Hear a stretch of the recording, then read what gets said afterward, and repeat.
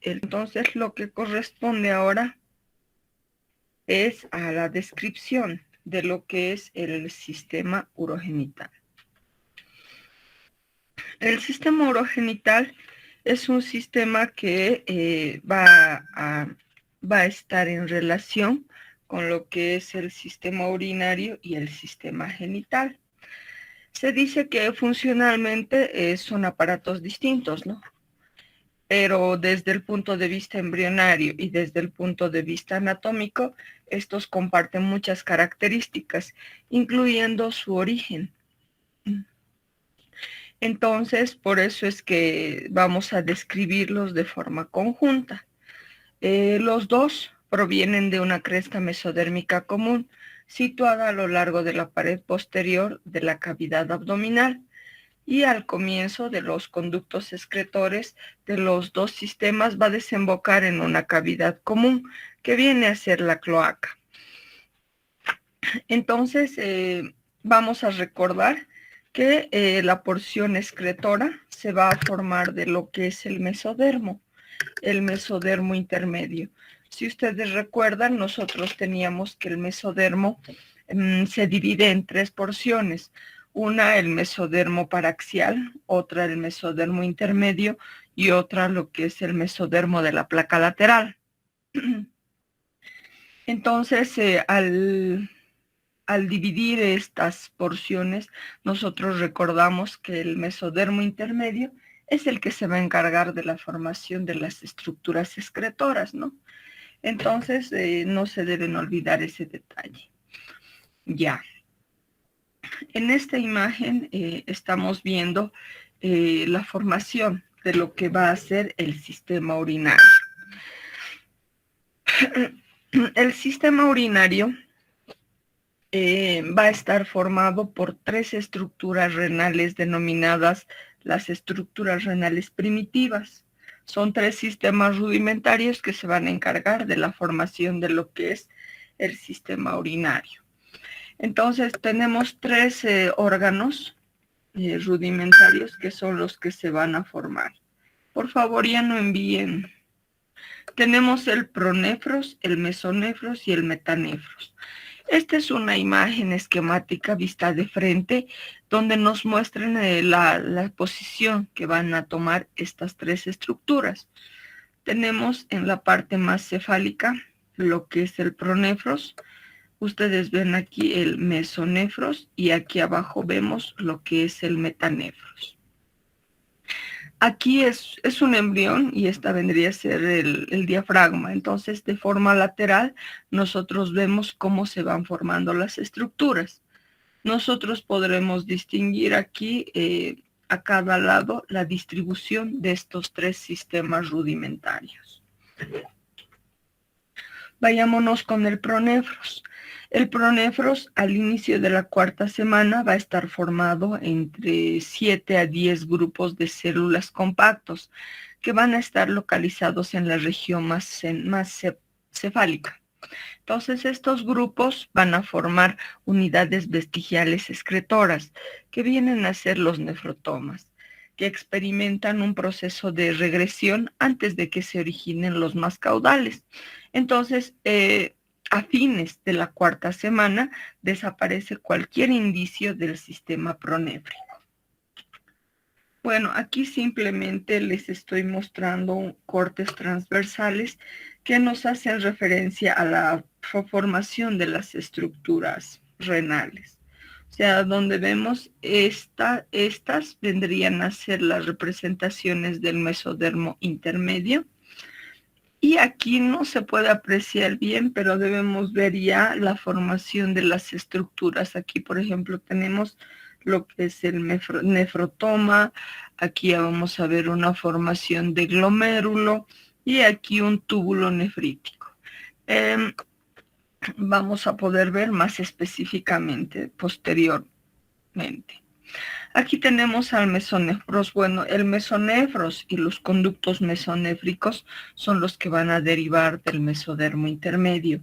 Entonces, desde los segmentos torácicos hasta los lumbares superiores. En una fase temprana de la cuarta semana de desarrollo, Durante la regresión del anterior sistema pronéfrico aparecen los primeros túbulos excretores mesonéfricos. Estos se alargan con rapidez y constituyen una asa en forma de S y tienen dentro de ellos lo que es una estructura como ovillo, que va a dar origen al glomérulo en su extremo medial, y alrededor del glomérulo los túbulos llegan a formar lo que es la cápsula de Bowman. Estas estructuras entonces son las que constituyen el corpúsculo renal. En la región lateral del tubérculo ingresa el conducto colector longitudinal, que es el conocido como el conducto mesonéfrico de Wolff. Ya, entonces en esta imagen nosotros estamos viendo cómo se va formando el mesodermo intermedio segmentado, que es el que nos iba a dar al segmento del pronéfros, que a finales de la cuarta semana regresiona. Aquí nosotros tenemos parte del mesodermo intermedio no segmentado, que va a corresponder al sistema mesonéfrico. Y aquí ustedes están viendo al mesodermo no segmentado, que vendría a ser el metanéfrico. Entonces, esta es la disposición de lo que va a ser el sistema urogenital. Habíamos dicho, ¿no?, que los túbulos van a formar alrededor de los glomérulos lo que es la cápsula de Bowman. Este vendría a ser el ovillo vascular, que da lugar a la formación del glomérulo, que va a estar rodeado de una cápsula denominada la cápsula de Bowman. Entonces, este va a tener dos extremos, uno denominado el extremo urinario y otro denominado el extremo vascular, que viene a ser este, y van a constituir lo que es un glomérulo. Esta es la imagen esquemática, ¿no?, donde tenemos a un polo vascular y a un polo urinario.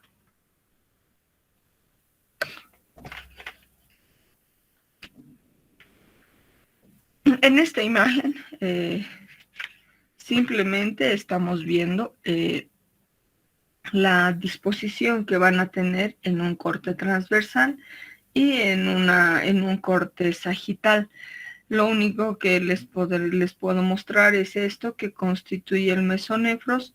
Aquí tendríamos la formación del metanéfros. Aquí tenemos la formación de lo que va a ser la futura gónada. Y en esta está claramente la formación del metanéfros. Ya, entonces, a mediados de lo que va a ser el segundo mes del desarrollo, el mesonéfros da a un lugar ovoide, a un órgano ovoide voluminoso a cada lado de la línea media. Como la gónada en desarrollo va a estar situada en el lado interno del mesonéfros, el relieve producido por ambos órganos se va a denominar lo que es la cresta urogenital.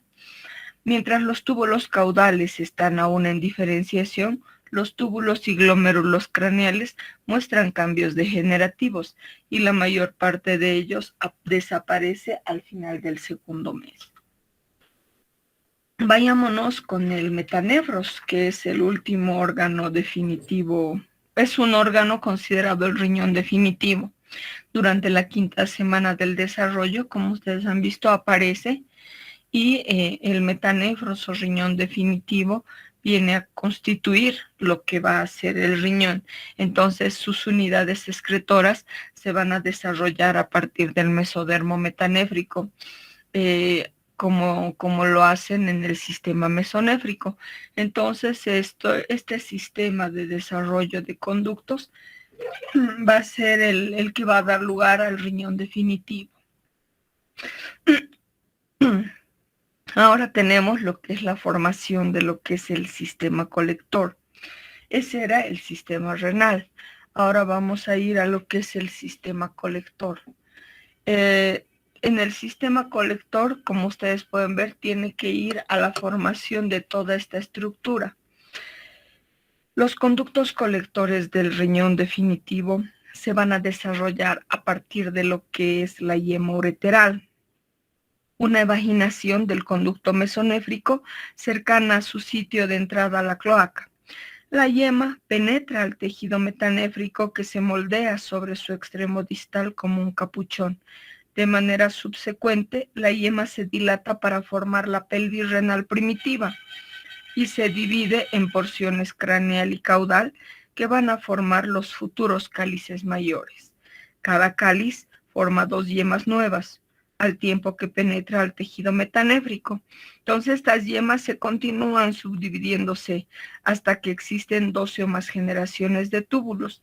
En tanto, en la periferia se van formando más túbulos hasta el final del 5º mes. Y los túbulos de segundo orden crecen y absorben aquellos de la 3ª y 4ª generación, y son los que van a dar lugar a la formación de los cálices menores de la pelvis renal. Entonces, ustedes ven aquí simplemente cómo se va formando. Nosotros vamos a ver aquí el glomérulo, tenemos la cápsula que es la que va a rodear, tenemos la extensión de lo que va a ser el túbulo proximal, tenemos el asa de Henle, la formación de lo que es el túbulo distal y su desembocadura dentro de lo que va a ser el túbulo colector. Esta es la imagen que yo les hacía referencia, donde tenemos una evolución, un desarrollo de lo que va a ser la pelvis renal, los cálices y los conductos colectores del metanéfros. Entonces, ustedes ven aquí, tenemos la pelvis y el uréter, tenemos aquí lo que es la pelvis renal y aquí tenemos la formación de los cálices mayores. Tenemos el desarrollo de los túbulos colectores y aquí simplemente ustedes ven la distribución de los conductos colectores que van a ingresar a lo que es el cáliz menor. Ya hemos visto, ¿no? Cada cáliz va a formar 2 nuevos brotes al introducirse en el tejido metanéfrico, los cuales siguen subdividiéndose hasta constituir 12 generaciones de túbulos o más, mientras que en la periferia aparecen más túbulos hasta el final del 5º mes. Los túbulos de segundo orden crecen e incorporan a los de 3ª y 4ª generación, dando lugar a los que son los cálices menores de la pelvis renal. Entonces nos está mostrando la formación de lo que va a ser la estructura del riñón. Esta, por ejemplo, es la imagen de un riñón de adulto ya formado. ¿Qué es lo que estamos viendo? Una composición externa dada por la cápsula o corteza. Tenemos la cápsula alrededor, tenemos un tejido que bordea, que es la corteza, y acá tenemos lo que es la médula. Ustedes pueden observar cómo se van a formar las pirámides, ¿no? Aquí tenemos lo que es la vía excretora, que es el uréter. Esta es la pelvis renal. Tenemos ya la formación de los cálices mayores, los cálices menores, y estos van a terminar dentro de los múltiples conductillos colectores dentro de las pirámides. Entonces, a esto tenemos que llegar. Al continuar el desarrollo, los túbulos colectores de 5ª generación y de las generaciones sucesivas se alargan y convergen el cáliz menor donde forman la pirámide renal, que son estas. En consecuencia, el brote ureteral va a originar aquí lo que es el uréter, la pelvis renal y los cálices mayores y menores, y entre 1 y 3 millones de túbulos colectores que van a estar dispersos. Vámonos con el sistema excretor. Cada túbulo colector que se ha formado recién va a estar cubierto en el extremo distal por un capuchón de tejido metanéfrico por influencia inductora del túbulo. Las células del capuchón forman pequeñas vesículas, las vesículas renales, que a su vez originan túbulos más pequeños en forma de S. Los capilares crecen dentro de una concavidad en uno de los extremos de la S y se diferencian en glomérulos. Los túbulos junto con los glomérulos llegan a formar las nefronas o unidades excretoras, que son las que les había mostrado anteriormente. Aquí simplemente estamos viendo un desarrollo de unidad excretora, ¿no? Simplemente aquí vemos un inicio, bueno, aquí sería la cápsula de Bowman, Esta vendría a ser lo que es la formación del asa de Henle y este vendría a ser el túbulo colector. Aquí tendríamos ya la formación del glomérulo, de la cápsula de Bowman, el túbulo contorneado proximal, la asa de Henle, el túbulo contorneado distal y el túbulo colector. Y aquí tendríamos ya un periodo posterior de desarrollo donde tenemos el glomérulo, el túbulo contorneado proximal, el asa de Henle, el túbulo contorneado distal y el túbulo colector. Y esta es la estructura final, ¿no? Donde ustedes tienen el glomérulo, tenemos la cápsula de Bowman, tenemos el túbulo contorneado proximal, el asa de Henle, el túbulo contorneado distal y el túbulo colector. Entonces, el extremo postproximal de cada nefrona es la que constituye nuestra cápsula de Bowman, en cuya profunda concavidad está incluido un glomérulo. El alargamiento continuo del túbulo excretor nos da lugar a la formación del túbulo contorneado proximal. Tenemos la formación del asa de Henle, el túbulo contorneado distal y aquí ya vemos su desembocadura dentro de lo que va a ser el túbulo colector. Entonces, en consecuencia, el riñón tiene dos orígenes en su desarrollo.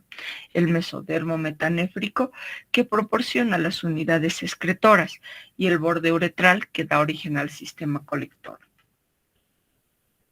En relación a la posición del riñón, los riñones están situados inicialmente en la región pélvica, pero más adelante se desplazan hacia una posición más craneal en el abdomen. Este ascenso del riñón es ocasionado por la disminución de la curvatura del cuerpo y por el crecimiento de este en las regiones lumbar y sacra. En la pelvis, el metanefros va a ser irrigado por una rama pélvica de la aorta. Entonces, durante su ascenso hasta el nivel abdominal, es vascularizado por arterias que nacen de la aorta a alturas cada vez mayores. Los vasos inferiores generalmente degeneran, pero algunos pueden mantenerse. En relación a la función del riñón, el riñón definitivo va a estar formado a partir del metanefros, que empieza a funcionar alrededor de la semana 12. La orina es emitida hacia la cavidad amniótica, se mezcla con el líquido amniótico y este líquido va a ser deglutido por el feto y reciclado a través de los riñones. Durante la vida intrauterina, los riñones no tienen la función de la excreción de productos de desechos, ya que esta función va a realizarla la placenta. Entonces, ¿qué pasa? Estas estructuras son las que esta función va a estar destinada de inicio a lo que es el alantoides.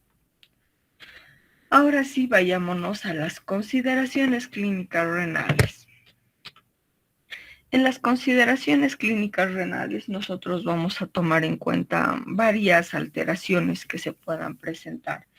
Utilizando terminología apropiada embrionaria, podremos hablar de lo que es la agenesia bilateral y unilateral, hipoplasia, que puede ser unilateral y bilateral o segmentaria, la displasia, donde podemos presentar un riñón multiquístico o quistes multiloculares, la poliquistosis renal, que puede ser una afectación hereditaria, autosómica dominante o autosómica recesiva.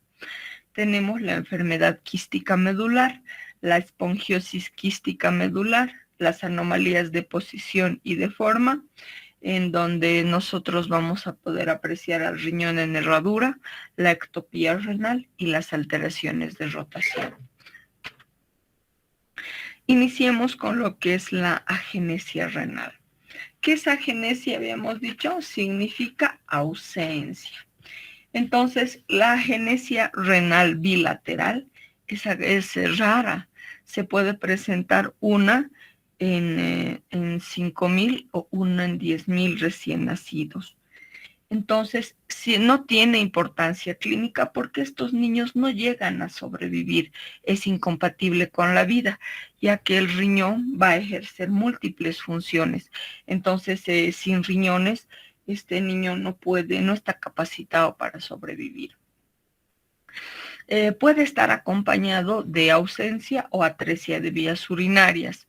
Puede presentar lo que es una vejiga hipoplásica en el 50% o estar ausente. Puede estar relacionada con oligoamnios, hipoplasia pulmonar. Y vemos particularmente la relación con algún tipo sindrómico. En este caso, nosotros vamos a ver, va a estar relacionado con una afectación denominada la secuencia de Potter. La secuencia de Potter es cuando el producto, este niño, este feto, va a tener oligohidramnios. O sea, ¿por qué? Porque va a haber una disminución del líquido amniótico por la alteración renal. Como no va a haber riñón, entonces este niño no va a tener orina, entonces va a presentar anuria. Puede estar relacionada con hipoplasia pulmonar. El 85% de los casos está acompañada de defectos graves. Puede ser anomalías relacionadas con la formación de estructuras del área de la reproducción. En mujeres, alteraciones vaginales y uterinas. En los varones, alteración de los vasos deferentes y de las vesículas seminales. En otros casos, acompañada de malformaciones como alteraciones cardíacas, respiratorias, digestivas, malformaciones de la cara. Entonces, por eso es que se los relaciona con otro tipo de alteraciones. En el caso de este niño, ustedes ven una facies denominada la facies de Potter, que está caracterizada por un aplanamiento facial que va a estar en relación con lo que es el oligohidramnios. Entonces nos hablan que estos niños tienen una facies particular, o sea, una carita, ¿no? Una disposición particular. Entonces, por eso es que la agenesia se la va a considerar importante. Tenemos la agenesia unilateral.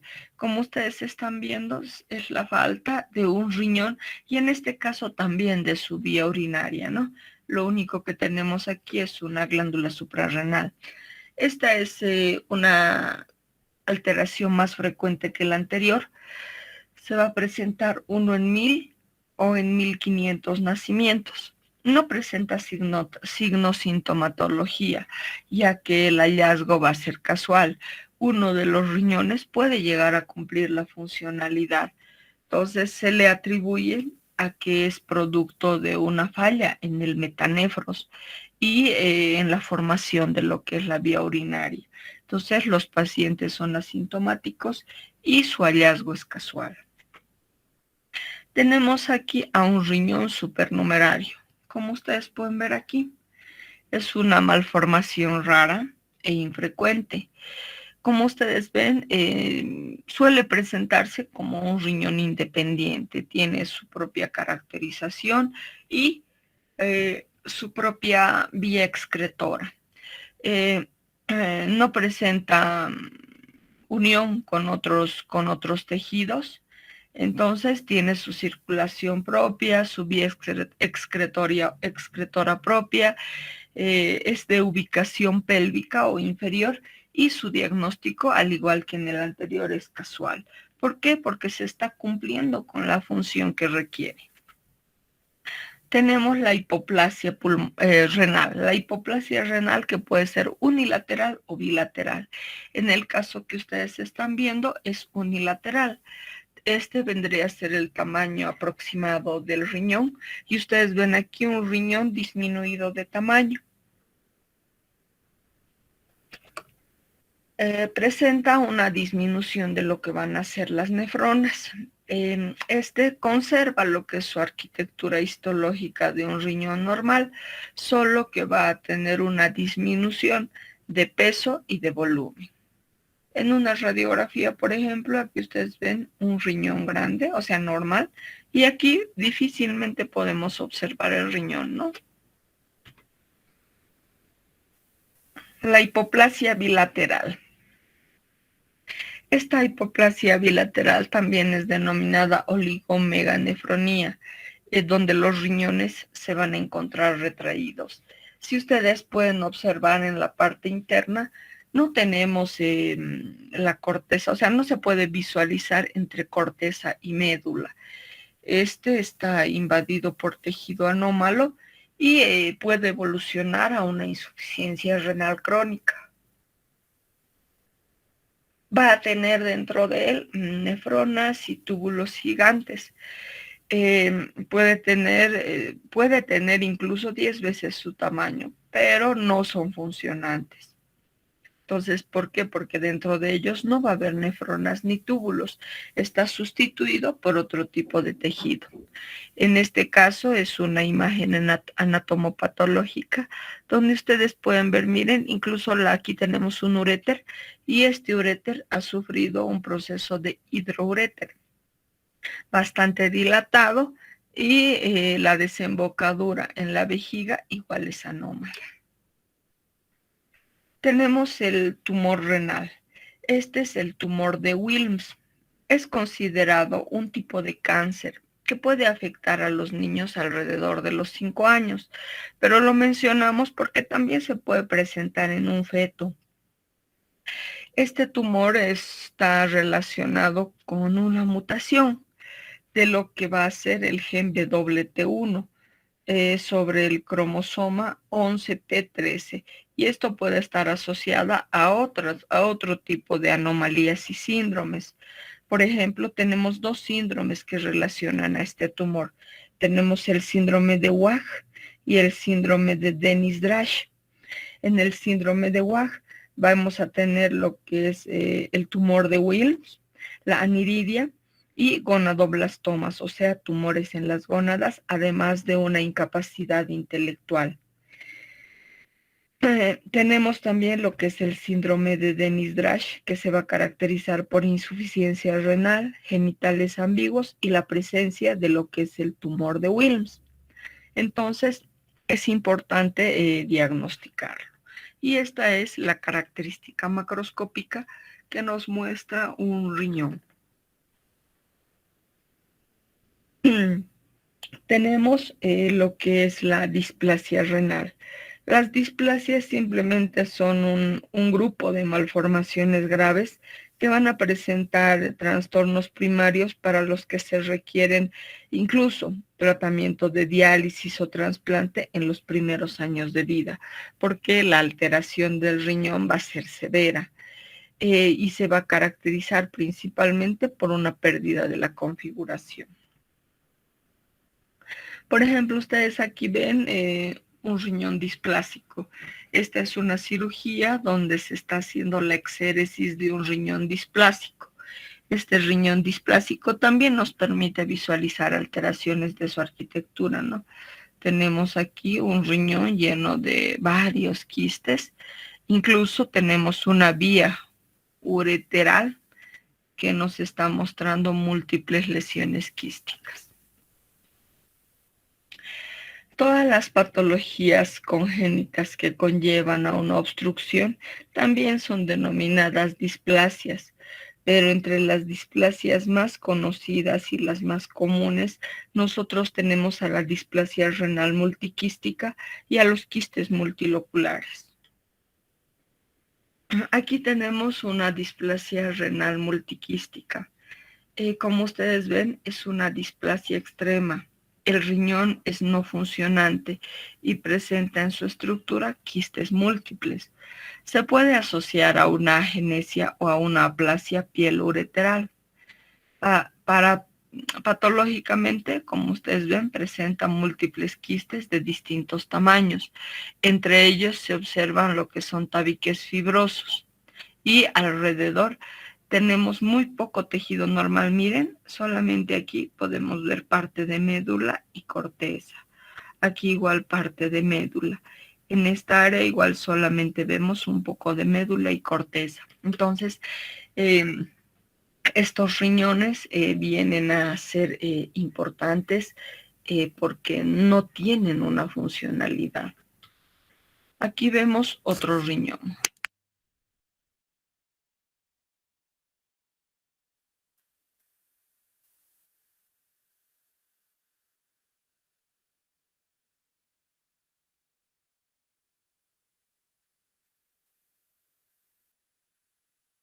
Aquí nos muestran una poliquistosis renal, pero autosómica, o sea, relacionada con cromosomas. En este tipo de alteraciones, el 90% tiene una alteración genética en el brazo corto del cromosoma 16 y un 10% en el brazo corto del cromosoma 4, donde tiene un mejor pronóstico. Aquí ustedes ven una poliquistosis renal autosómica, donde en el diagnóstico se puede apreciar 2 riñones grandes con incontables quistes que, como ustedes están viendo, parecen racimos. No existe tratamiento. Los niños con esta afectación suelen recurrir a lo que es la diálisis o más aún lo que es el trasplante renal. Como ustedes ven, son tan grandes que tienen un compromiso de espacio. En esta cirugía, por ejemplo, se le ha extraído ambos riñones y miren el espacio que ocupaba dentro de la cavidad corporal.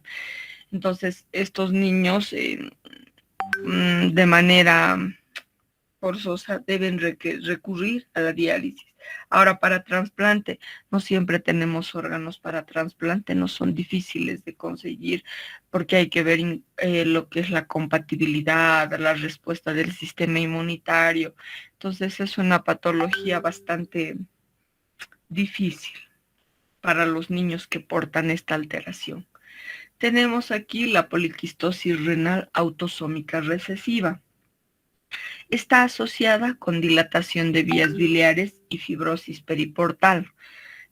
Puede presentar el niño lo que es un oligohidramnios, o sea, disminución del líquido amniótico y distrés respiratorio.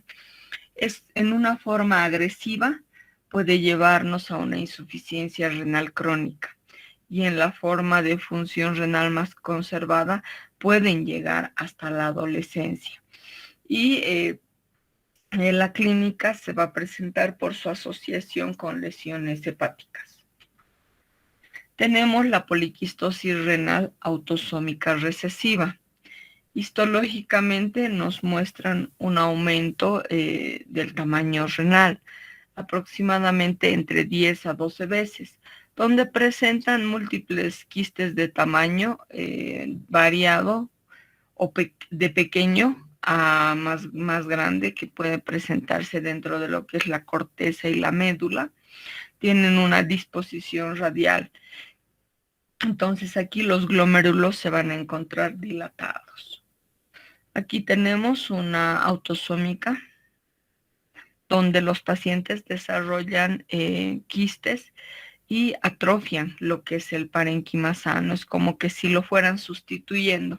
Aunque aquí ustedes pueden ver, no tendremos, ¿no? Mira, esta es la única área donde podremos ver algo de médula. Después todo el tejido está sustituido por estos quistes. Si es que no hay mucha invasión del tejido, los pacientes pueden llegar a vivir y después ser sometidos a un tratamiento de diálisis. Las complicaciones pueden ser hipertensión arterial y alteraciones de la función renal. Aquí tenemos un riñón poliquístico que nos muestra muchos quistes. Este es congénito, que puede ser heredado como a un trastorno autosómico recesivo dominante y puede tener como causa otros factores. Aquí tenemos un riñón poliquístico, pero esto es un autosómico del adulto que puede evolucionar de esta forma a esta. Los quistes multiloculares, algunos de ellos no afectan la totalidad de lo que es el órgano. Pueden tener áreas de normalidad. Se consideran como lesiones benignas, masa quística multilocular y puede diferenciarse del tumor de Wilms quístico. Entonces, cuando se realiza este tipo de diagnóstico, se debe hacer estudios para poder confirmar si es un problema de quiste multilocular o es un tumor de Wilms. A veces las pruebas no permiten encontrar un diagnóstico preciso. Entonces, se puede realizar ecografías, tomografías, donde se puede visualizar lesiones quísticas. El diagnóstico definitivo incluso a veces puede ser por exploración quirúrgica y el tratamiento viene a ser nefrectomía parcial o total, que vendría a ser el tratamiento más apropiado. Tenemos la esponjiosis medular renal o riñón en esponja, que es una afectación descrita por Cachi y Ricci en el año 1948. Es una lesión benigna, congénita, de carácter familiar, no evoluciona a insuficiencia renal crónica. Entonces se pueden observar pequeños quistes, pirámides, papilas, que pueden respetar lo que es la corteza. Hay dilatación de lo que van a ser los túbulos colectores. Entonces, el hallazgo o el diagnóstico va a estar dada por imágenes de ultrasonografía. Estos pacientes tienen tendencia a tener cuadros infecciosos, litiasis o por último hematurias. Entonces, también es considerada una afectación congénita. En relación a la posición del riñón, también vamos a presentar alteraciones. El riñón de origen es pélvico, como ya lo habíamos visto en imágenes anteriores. Entonces, durante su ascenso, los riñones tienen que atravesar la bifurcación que va a estar formada por las arterias umbilicales. Pero a veces, como se ve en la primera imagen, uno de ellos no llega a ascender. Por ejemplo, aquí tenemos un riñón que sí ha ascendido y acá tenemos un riñón que se ha encontrado, que se queda en lo que es la región pélvica. Entonces, este riñón que se encuentra en la pelvis va a estar próximo a la arteria ilíaca primitiva y se lo va a denominar riñón pélvico. En ocasiones ambos riñones se sitúan muy juntos, de manera que al pasar por la bifurcación arterial, sus polos inferiores se fusionan, dando lugar a lo que es un riñón en herradura, que por lo general se va a situar alrededor de las vértebras lumbares inferiores, ya que la raíz de la arteria mesentérica inferior impide su ascenso. Tenemos, bueno, aquí teníamos una imagen de riñón en herradura, de localización pélvica, donde ambos se encontraban en una misma posición. Aquí tenemos un riñón en herradura, donde ustedes pueden ver uno ha ascendido más que el otro y la imagen es oblicua. Entonces, por la fusión de lo que van a ser sus polos inferiores, tenemos lo que es el riñón en herradura. Se produce también por una malrotación de las pelvis renales. Se ha demostrado y comprobado que puede presentarse el paciente asintomático. Tal vez puede presentar alguna molestia epigástrica y síntomas vasculares en hiperextensión, ectasia urinaria o litiasis. Entonces, se ha visto casos clínicos en algunos pacientes donde no presentaban clínica. Por ejemplo, en otros países se realiza lo que es la autopsia en situaciones de muerte, y en un paciente que no tenía relación con patología renal se ha encontrado un riñón en herradura y realizando la revisión de la historia clínica, el paciente jamás había referido problemas urinarios. Entonces puede ser un diagnóstico por hallazgo donde no va a haber afectación del parénquima y la funcionalidad renal, simplemente va a ser una alteración relacionada con la posición, ya que la irrigación va a provenir de cualquier área de lo que va a ser esta arteria.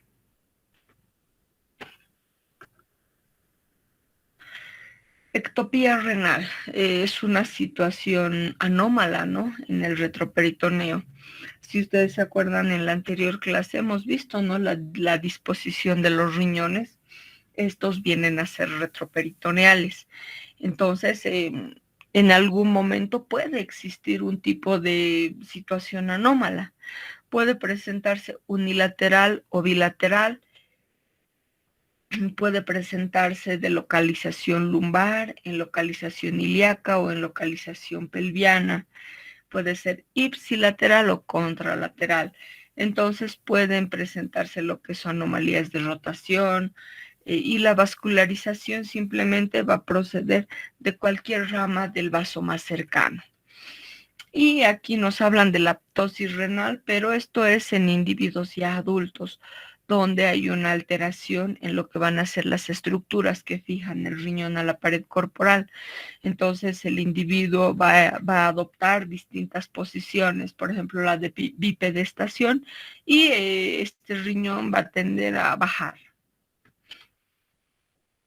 Aquí tenemos malformaciones de rotación. Para que ustedes puedan entender esta radiografía es necesario que veamos esta imagen. La posición normal del riñón viene a ser esta, pero existen circunstancias en las cuales existe una rotación anómala, por lo que la pelvis queda en otra posición.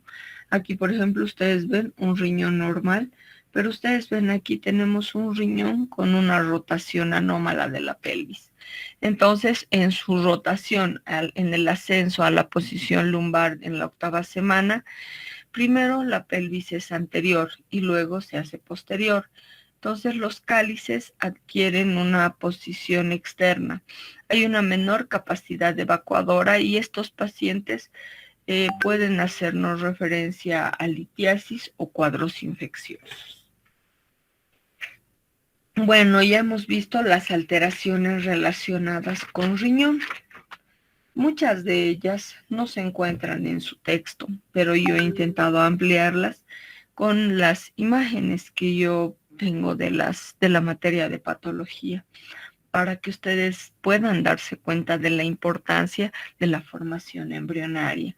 Las afectaciones, muchas de ellas, pueden presentarse de inicio en etapa embrionaria y hacerse evidente mucho tiempo después. Entonces es necesario que podamos comprender la importancia del área o de la materia de embriología. Vayámonos ahora con lo que es la formación de la vejiga y de la uretra. Bueno, ustedes en la imagen están viendo la imagen de vías urinarias de un adulto de sexo masculino. Entonces tenemos aquí la vejiga como un reservorio de orina. Tenemos los uréteres, que son las vías urinarias que llevan la orina excretada por el riñón hacia la vejiga. Tenemos una vía de excreción también denominada la uretra, que en el caso del varón va a estar al medio de una estructura glandular denominada próstata. Los uréteres, la vejiga y la uretra son las vías de eliminación de la orina. Entonces también es importante que nosotros sepamos cómo se desarrolla. Entonces, durante la 4ª a la 7ª semana del desarrollo, la cloaca se va a dividir en seno urogenital, en una región anterior y conducto anal, en la región posterior, como habíamos visto en la clase anterior, ¿no? Donde nos mostraba la división en una región anterior urogenital y una región posterior. Entonces, el tabique urorectal simplemente es una capa de mesodermo que va a estar ubicada entre el conducto anal primitivo y el seno urogenital. Entonces, la punta del tabique va a dar origen al cuerpo del periné, un sitio de inserción de varios músculos perineales. Puede distinguirse 3 porciones en el seno urogenital. La porción superior y más grande, que va a corresponder a lo que ustedes ven, a la vejiga urinaria. Al inicio, esta vejiga va a estar comunicada con el alantoides, pero cuando el lumen de este se oblitera, el remanente va a constituir un conducto fibroso denominado el uraco. Entonces, el alantoides en un inicio va a cubrir la función y posteriormente esta va a ser atrofiada y la función simplemente va a quedar aquí en la vejiga. El uraco, que es lo que va a persistir en el adulto, persiste y conecta el apéndice de la vejiga con el cordón umbilical. En el adulto nosotros lo vamos a conocer como ligamento umbilical medio. La porción siguiente es un conducto más estrecho, que es la porción pélvica del seno urogenital, que en el varón va a dar origen a los segmentos prostáticos y membranosos de lo que es la uretra. Y tenemos la última parte, que es el segmento fálico del seno urogenital, que va a estar aplanado de un lado a otro y como el tubérculo genital crece, va a experimentar lo que es una tracción ventral o desplazamiento ventral. Entonces, el desarrollo de este segmento fálico del segmento urogenital es el que nos va a dar diferente disposición de acuerdo al sexo. Entonces, durante el proceso de la diferenciación de la cloaca, las porciones más caudales de los conductos mesonéfricos van a quedar incluidos en la pared de la vejiga urinaria. Entonces, los uréteres primero van a hacer evaginaciones de conductos mesonéfricos, van a ingresar a la vejiga en forma independiente.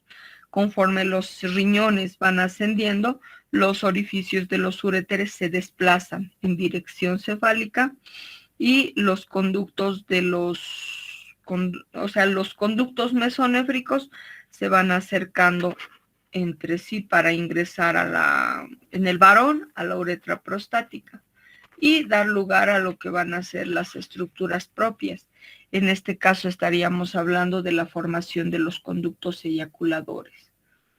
¿Qué más? En la mujer va a ser distinto, ¿no? Porque la porción craneal de la uretra es la que nos va a dar lugar a lo que van a ser las glándulas uretrales y las parauretrales. En la formación de la uretra, nosotros debemos recordar que el epitelio de la uretra masculina y femenina va a ser de origen endodérmico, mientras que el tejido conectivo y el tejido muscular deriva de la hoja esplácnica del mesodermo. Al final del tercer mes, el epitelio de la uretra prostática comienza a proliferar y surgen varias evaginaciones que se introducen en el mesénquima circundante. En el varón, estos brotes originan la glándula prostática y en la mujer la porción craneal de la uretra da origen a las glándulas uretrales y parauretrales. En relación a las alteraciones o a las malformaciones que se puedan presentar en las vías urinarias, nosotros tenemos alteración a nivel de lo que van a ser los cálices y la pelvis. Por ejemplo, tendremos lo que es la formación de los divertículos caliciales y lo que es la hidronefrosis. A nivel de lo que es el uréter, vamos a tener lo que es agenesia, uréter doble, ciego, uréter retrocavo, ureterocele, megauréter y ectopía. Aquí simplemente ustedes ven, tenemos una obstrucción funcional por disminución de fibras musculares y depósito de colágeno. Entonces aquí ustedes ven un riñón, vienen a hacer lo que es la pelvis renal y miren la obstrucción. Aquí igual estenosis por proliferación de las fibras y ustedes ven una estenosis. Aquí igual vemos una dilatación, un riñón que presenta alteración a nivel de lo que van a ser los cálices y una estrechez en la unión pielocalicial. Miren, aquí tenemos hidronefrosis, ¿no? Donde tenemos imágenes que pueden visualizarse mediante un estudio específico de imagen. Aquí con contraste, donde pueden observar estenosis a nivel de lo que van a ser las vías urinarias. Esta estenosis que nos va a llevar a dilataciones anómalas que claramente pueden ser visibles en un estudio. Ahora, aquí ustedes ven una hidronefrosis marcada en una tomografía, ¿no? Siendo que esta debería ser de tamaño normal y tenemos bastante agrandado. Y ustedes ven aquí cómo se forma cómo se altera de forma macroscópica. Y es la misma donde nos muestran el tratamiento, ¿no? Que podría ser una pieloplastia abierta, una pielotomía endoscópica. Entonces nos muestran diferentes formas de tratamiento. Y aquí, bueno, lo que ya habíamos hablado, ¿no? Las malformaciones de vías urinarias, donde considerábamos a la agenesia, que es bastante rara, al ureter retrocavo y retroiliaco, al ureter ciego, al reflujo vesicureteral, pero eso ya es en adultos o en niños ya preescolares, desdoblamientos ureterales, ureterocele, megaureter y desembocadura ectópica. Bueno, aquí simplemente es una imagen que nos permite visualizar la alteración de posición de lo que es el uréter, ¿no? Ustedes están viendo aquí, miren, el uréter retrocavo, porque es en su desembocadura se encuentra anterior a la cava, gira y después se encuentra en la parte posterior.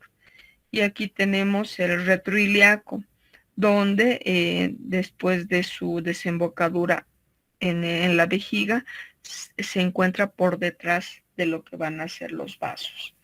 Entonces es importante poder determinar las probables alteraciones que se puedan presentar, ¿no?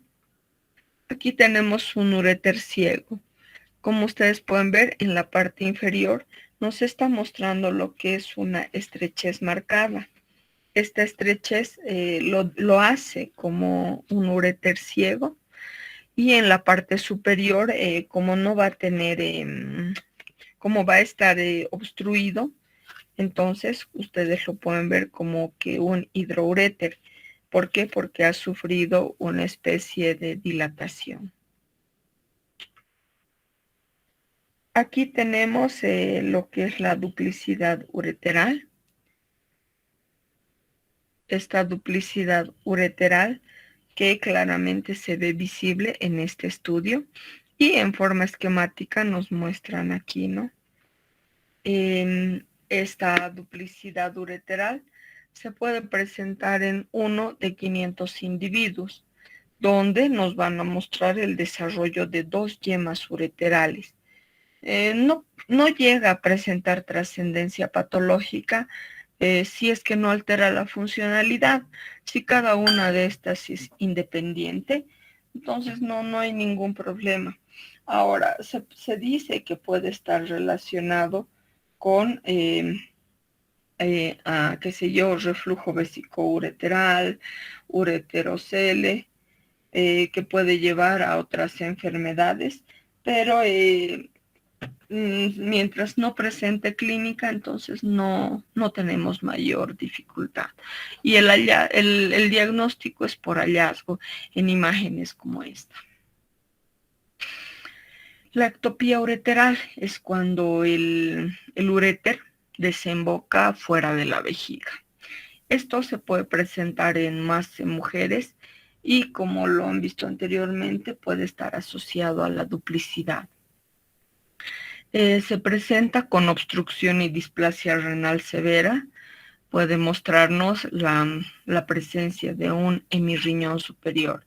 Entonces, nos da por alteraciones y por alteraciones relacionadas con la formación renal, y puede inducir a alteraciones en la formación de estructuras genitales, tanto en el varón como en la mujer. Aquí ustedes ven, por ejemplo, un megauréter. Miren el riñón completamente dilatado.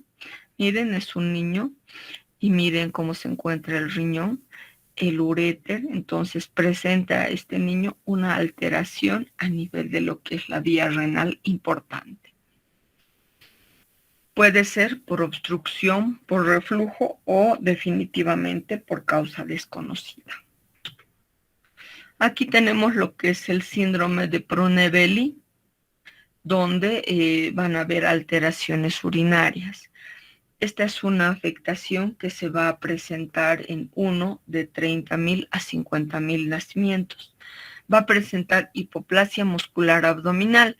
Como ustedes pueden ver, se presenta el abdomen en ciruela pasa. Vamos a verla cuando hablemos de muscular. Nos muestra una hipoplasia de musculatura abdominal. La vejiga es grande, hipotónica. Puede haber uréteres dilatados y criptorquídea bilateral. En las malformaciones vesicales, ustedes pueden ver aquí una vejiga, como ven, no es simétrica en ambos lados. Va a presentar aquí una tabicación. Miren, este es un niño recién nacido, donde se puede visualizar. Tenemos aquí otra vejiga que igual no tiene un desarrollo simétrico, presenta como una especie de tabique. Entonces, en las malformaciones vesicales se puede presentar agenesia, que es la ausencia de vejiga, hipoplasia, disminución o en el desarrollo, duplicación, que habíamos mencionado que se puede presentar en cualquier sistema. Ahora tenemos las anomalías septales, donde nos pueden mostrar una vejiga en reloj de arena. Tenemos divertículos vesicales, que son las dilataciones que se puedan presentar. Extrofia vesical, que es una falta de formación de la pared abdominal que permite la salida o la exposición de la vejiga fuera de la cavidad, y las anomalías uracales. Entonces ustedes ven aquí una imagen de divertículo vesical. Se forman como una especie de sacos por la debilidad vesical y esta puede llenarse de orina. Entonces tu paciente puede hacer referencia de que presenta continuos procesos infecciosos, lo que nos lleva a pensar que existe una especie de área donde hay un residuo miccional. Entonces el tratamiento es resección. Puede ser congénito y puede ser adquirido. Tenemos lo que son las anomalías de la vejiga. Entre las anomalías de la vejiga hablamos de lo que es la fístula uracal. Entonces, esto es cuando la luz de la porción intraembrionaria de la alantoides persiste. Entonces se forma una especie de comunicación anómala, donde la orina que está contenida en la vejiga sale por lo que es el ombligo. Y solamente va a persistir en el área que va a corresponder a lo que es el alantoides. A veces la actividad secretora de su revestimiento va a dar lugar a una dilatación quística y puede formarse lo que es el quiste del uraco. El seno del uraco se forma cuando persiste el lumen de la porción cefálica del conducto y puede tener continuidad con la vejiga urinaria. Entonces son las distintas formas de alteración que se puedan presentar en la vejiga. Ahora aquí en la patología del uraco, hemos dicho, ¿no? Puede haber un remanente embriológico entre el alantoides y la vejiga. Tenemos una estructura tubular del ombligo a la cúpula vesical o anomalías que derivan de falta de la obliteración. Entonces puede haber una extirpación y cierre vesical. Ahora la persistencia del conducto alantoideo en esta imagen se ve mucho mejor, ¿no? Tenemos la vejiga, el conducto alantoideo, entonces el orificio en el uraco llega a un túbulo persistente que lo pone en contacto con el ombligo.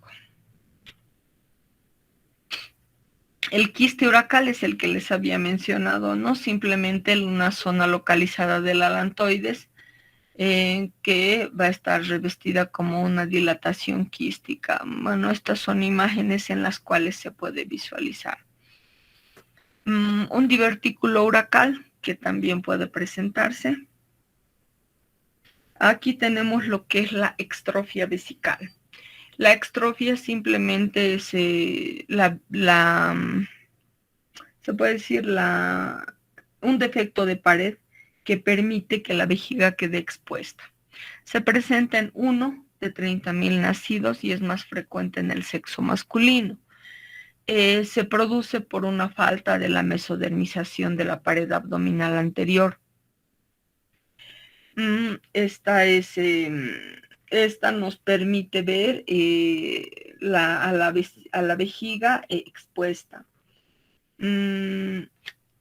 Va a estar relacionada con alteración de los órganos reproductores masculinos. Entonces, ustedes pueden ver aquí una hernia umbilical. Tenemos aquí lo que son los orificios ureterales y esta es la vejiga. Presenta lo que es, este es el glande del pene, estas vendrían a ser los testículos que están sufriendo un proceso de criptorquidia y este vendría a ser el escroto.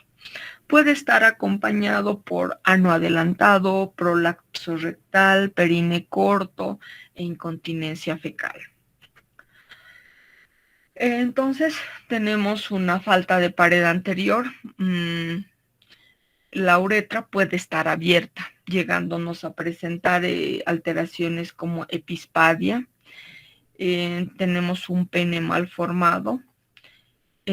Cuando se presenta en mujer, se presentará con un clítoris bífido, una vagina corta estenótica, aunque tengan el útero y los ovarios normales. Entonces, en ambos sexos se puede presentar, aunque es más común en los niños. Y aquí ustedes ven la extrofia. Nos hablan que la extrofia es más común en los varones y también la bibliografía refiere que cuando hay una extrofia vesical, como este efecto de pared, también puede estar asociado a lo que es una extrofia cloacal, que no hemos visto en digestivo, ¿no? Pero que ustedes lo están viendo acá. Entonces, tenemos la extrofia vesical, donde pueden apreciar la vejiga.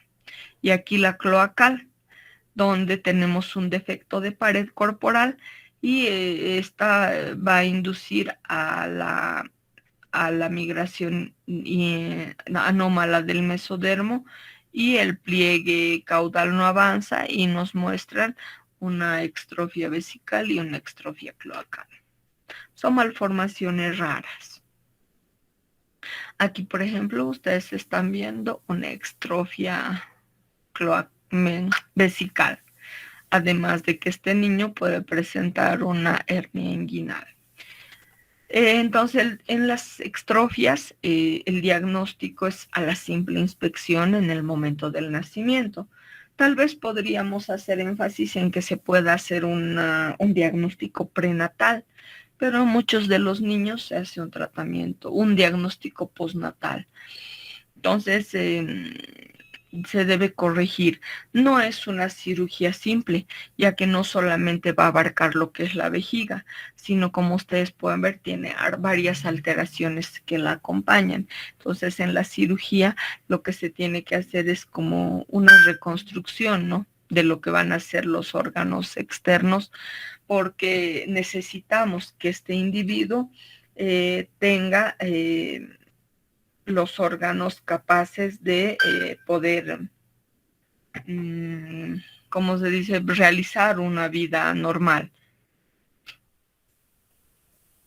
Ya. Bueno, jóvenes, no vamos a iniciar el aparato genital para no quedarnos en la mitad, ¿ya? Entonces nos quedaremos aquí. Nos falta